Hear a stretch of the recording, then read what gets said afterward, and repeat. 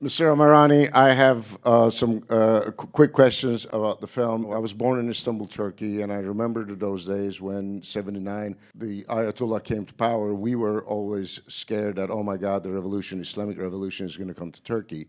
There was a scene where you opened a drawer and the files in there, you said, changed the destiny of your family and Iran. Can you personally tell us how that moment affected you? That scene ended up being a pivotal moment for the film because until that moment, it wasn't the plan that I should be in the film. And it was actually Walter's idea and suggestion, having watched the dailies, having watched the raw footage. And what you see there is the spontaneous moment of realization that my entire country's destiny and history and political, geopolitical, and also my personal destiny is totally contained, encapsulated in that box. So it was a realization. I can tell you it was a July day and it was really hot, but I actually felt kind of heat rising through me as I kind of thought that thought, and I said it as I thought it. So it's a surreal and crazy idea to think that your entire country's trajectory was changed by men in London and in Washington and the CIA and MI6 for their own purposes of greed and hubris and control of both the region and resources, which tragically is happening as we speak right now. So Coup 53, as I said in the intro, began as a history film. Now I feel I'm living it. I feel like I'm living my film day by day. Yeah, I just wanted to say something. Yeah. Okay. This is very, very early on, back in 2015. And when I saw the rushes, the dailies of that scene, and I saw Taghi's reaction, which was, as he said, the heat rose in him, but you can kind of feel that. It's an absolutely authentic moment of somebody seeing destiny in a file drawer and all of the implications of that. And I said, you've got to be in this movie, which, as Taghi just said, was not part of the equation at that time. But in retrospect, certainly, and we felt this pretty soon after that, was that there is no way, even then, to tell the God's eye view of what went on. That because there's so many factions and so many different agendas, which now, of course, have multiplied stratospherically. But even then, we have to pin who is talking to us, who is telling us these things. And because of that scene and the authenticity of that moment, I thought it's got to be Taghi, because for all kinds of reasons. He's a filmmaker. He was born in Iran. He left Iran when he was 15. He's a British citizen, and he can navigate both sides of that equation. Thank you for providing that. And it provides that humanizing element to it, where oftentimes with films of this nature, reflexive looks back, right, on world events, political events, there's a level of abstraction perhaps, and even though it's got, rippling effects into today and present day in particular, that level of abstraction kind of like takes some of the importance out of it, perhaps. So having him participate in the film does give it, an increased heart and kind of like relevancy in that kind of humanizing kind of level. One more question, Taghi. I was actually watching Joy Reid on CNN, and there's two gentlemen over there. They said, why do you think they hate America in Iran? And the two gentlemen over there, conservative, said that because they hate the way our lives and how we live, and they're extremist Islamists. And Joy Reid literally summarized your film to them. And basically explained that that's not the reason why Iranians, kind of have an anti-American sentiment. Can you explain a little bit of how we can actually change the American media's, look into the Iranian history? There are two wars that America has been involved in for decades, the forever war. I don't think there's hardly a day or a year goes by that America isn't at war somewhere around the planet. There's a physical war, but it's also the war of media and narrative control. This is about managing the narrative on Iran, and this is nothing new. For 47 years, your networks, and hello to the audience, CNN, Fox News, CBC, NBC, all your networks lie to you. They don't give you the full facts. They give you this controlled narrative on how to have to hate the other to justify intervention, justify the madness and mayhem that we're witnessing. So I've got used to that. It's very grating. It's heartbreaking to watch it, day in, day out, year in, year out. It's a standard, and they often also repeat the exact same mantra, the same set of words. It's almost they're all reading off script. So it's against that juggernaut, that giant monumental propaganda machine that we decided to make this film, and in some ways that machine has succeeded, because your audience may not know this film has been blocked from getting distribution. Its production was almost blocked. The financing was pulled. No official organization funded this film. We had to raise the money in donations, dollar by dollar, shaking the can. So if your audience are interested, I will send Pat a list of sources to watch and follow and read and listen to get the real facts about what's happening in the world. And please get off your diet of American mainstream media. It's not good for your health. Just go to hindsightfilmfestival.com and we'll have that list up to everybody. Thank you for that. And I know that you were interested in taking some questions from our audience here. So questions for our filmmakers. Yeah, right. Yeah, I feel like this is such an amazing example of how history repeats itself. I'm so glad that I was able to watch this film. I couldn't help but notice the parallels specifically between the footage of the graves of the martyrs from July, and then the footage that I'm seeing now of the mass graves being dug after the elementary school bombing. And I would just love to hear if you're comfortable talking about your perspective on the events from this past week and recently. Yeah, it's a very good parallel. A friend of mine came back from Tehran recently, and he had witnessed the events both from January and more recently. And he said to me two things. He said, your next film has to be Coup 26. And the other thing he said over dinner, as he was recounting his eyewitness accounts, was that during the time he was there, he said, I felt I was living inside Coup 53. It's the same playbook. Embargo, sanctions to cripple the economy and agitate the people, create dissent and resentment, assassinate generals, put fake stories in the media. It's the exact same playbook. The only difference is that this particular regime change operation is Coup 53 on steroids, with millions and millions of dollars spent on propaganda, on social media, and I think and also now aided by those devils in Silicon Valley who are trying out the latest technology in killing machines and targeting AI, targeting technology. This is an unholy alliance of politics and technology and Silicon Valley and billionaires who are going to take America down the drain. And that's the thing to remember, is that this is going to totally blow back on America.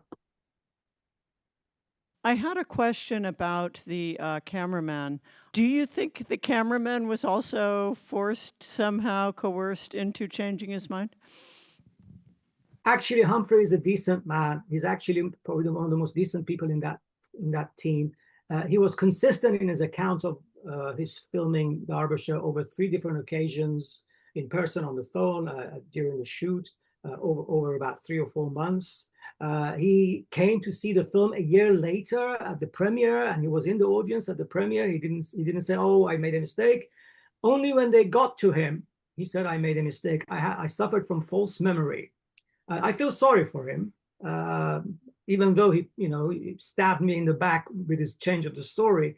I think he's a decent man who was leaned on heavily. Yeah, I would just add that at the time, Humphrey was at the time that things got shut down back in 1984 or 5, he was in El Salvador, I think, shooting documentaries. And so he was off the radar, so to speak. And he was only one of many cameramen who shot this 14-part episode of End of Empire. So I think when the government, British government came in and closed the lid, said you can't use Derbyshire, Humphrey was long gone, and they just forgot about him. So when he came in to see us, he was, in a sense, innocent, and just said, "Yeah, we were amazed at what Derbyshire said." And then, so they had to retroactively pull Humphrey back into the tent to be part of the cover-up. Thank you for the film. It was amazing. I'm curious about your decision to use Ralph Fiennes, the famous actor, to be Derbyshire. We had this amazing transcript, which, by the way, the End of Empire people have said is the real transcript. In other words, they have themselves authenticated it as, yes, this is what Derbyshire said. How do you animate words on a page? Well, you can put the words on a page, and there are times when we do that for added emphasis. But we thought, no, we need somebody to read these. Let's get an actor to read this in a kind of a neutral Derbyshire type voice. And then we thought, maybe we can get a name actor. Matt Damon or Sean Penn were names that we were talking about. And that'll give a little extra spin to the film when it comes out. And well, then why don't we film him reading it? And then at one point, we were coming back from lunch, and I suddenly thought, what about Ralph Fiennes? And I had coincidentally been involved with him. He had sent me a script that he wanted me to give some notes on. And so, he was, he's been a friend since English Patient days, but that sort of added a little boost to the idea. And I contacted him, said what we were up to. And he said, come over to he was in rehearsals for Antony and Cleopatra at the National Theater. So Taghi and I prepared a little display on a laptop, and we went into his rehearsal room, dressing room, and showed him the stuff, and he was instantly hooked. He said, especially looking at the English diplomats who were on camera, as you have seen today. And he said, I know these people like the back of my hand because they were part of my parents' generation, and I've been around them. And so the question now is just schedule. How can we work at it? Because, he was intensely involved in the production of the play of Antony and Cleopatra. And Aggie, my wife, who is English, by the way, said, why don't we go and attend a performance of Antony and Cleopatra? And then we can go backstage. And so we finagled that and went and saw the play. Amazing, very, very athletic performance by everybody, including Ralph. Long play. And so we went backstage afterwards, and said very nice things, of course, not unwarranted. A couple of days later, he said, I think I can be available at the, I forget now, the end of August. So we have to tip my hat to Aggie for doing something that prompted his final thing. And I mean, Taghi can talk about what it was like shooting Rafe. And the first thing he'll say is, I've never directed an actor before, because he's a documentary filmmaker. So there was a certain amount of wonder and excitement about the process.